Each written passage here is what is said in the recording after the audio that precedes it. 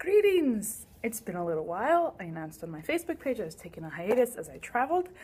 I popped to Edinburgh for graduation and was in Norwich at the University of East Anglia giving a few lectures. And in Norwich I also got to have Thanksgiving dinner. So happy Thanksgiving from Ramblings! Now back in London, I'm going to say a quick hello and then go on another temporary hiatus because this year for Thanksgiving, I am very, very grateful that the Jerusalem Youth Chorus arrived in London on Wednesday. So if you live in London, or if you live anywhere near London, or really no matter where you live, you should come to the Aldwych Theatre on Sunday the 7th of December to see the Jerusalem Youth Chorus in concert with the New London Children's Choir, Miel de Botton, and the After Party a cappella. All good stuff, really fascinating combination, aka total hodgepodge of musical styles and performance ensembles. There will be people up there who are trained in hip-hop, there will be French chansons singers, there will be Arabic percussion, there will be saxophone virtuoso. I mean, it's just going to be like a fun, rollicking time of happy intercultural communication, music, building happiness. So it'll be really cool.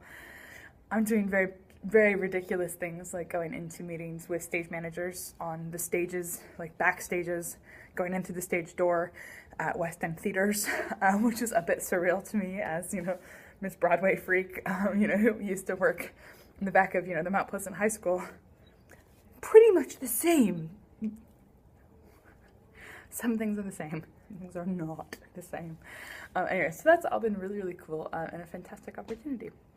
This rambling is really just a happy Thanksgiving ramblings. It's a bit strange. This is my third Thanksgiving in Britain. Britain does not do Thanksgiving, although now they're doing Black Friday, which is quite comical / sad. And now I'm getting, all these emails on Friday on, like, here, have this sale, even though there weren't any, actual Thanksgiving, preparations nationwide. But it is still a nice tradition to carry over from the Atlantic as a reminder to be thankful. And I did get a chance to eat Thanksgiving dinner with mostly Americans in Norwich, as well as a few adopted Brits, who we just looked at us occasionally as we had a strange American moment, but all was grand. This year, I'm also thankful for you. So I would comment below what are you thankful for, whatever you'd like to say, and of course give any comments about what you'd like to hear me ramble on, since when I come back from the chorus tour we'll be in need of a new series, obviously, since we've kind of covered stuff from Edinburgh and stuff from the PhD. I've given you the basics of environmental peace building. Certainly my thinking is evolving and I'll keep rambling on that occasionally, but if there is some other delightful side topic, theory that you'd like me to expound upon, whatever, happy to do that. I also have one funny story to tell from Edinburgh graduation, since my family couldn't be there. Here we go, here's the amusing story that was told. We're gonna see if I can get the details right.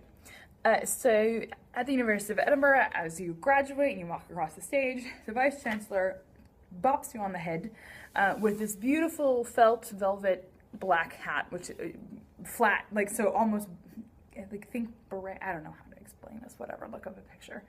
And yeah, so it's part of the official ceremonial dress of, the Vice Chancellor of the university, these gorgeous black gowns. And you get bopped on the head, and he says, "Congratulations, Rebecca," as you pass, as he reads from all of the lists in front of me. We have had a meal together, but I don't think he remembers my name personally. Anywho, but so this hat, we have an alum of Edinburgh who's an astronaut, and he asked if he could take the hat with him into space, and the Vice Chancellor said yes, and the legal department of the university said, heck no. So instead, he went off with a beautiful piece of fabric with the university's insignia and took that into space with him, and then brought it back, and they sewed it back nicely into the bonnet. So, as the Vice Chancellor says, the word unique is drastically overused, but he does think that the University of Edinburgh is unique in that it commences its graduates with a hybrid medieval space bonnet. So there you have it. I've now been smacked in the head with something that was in space. That's quite cool. And also quite cool, the Jerusalem Youth Chorus are coming on Wednesday! Here we go, time to sprint.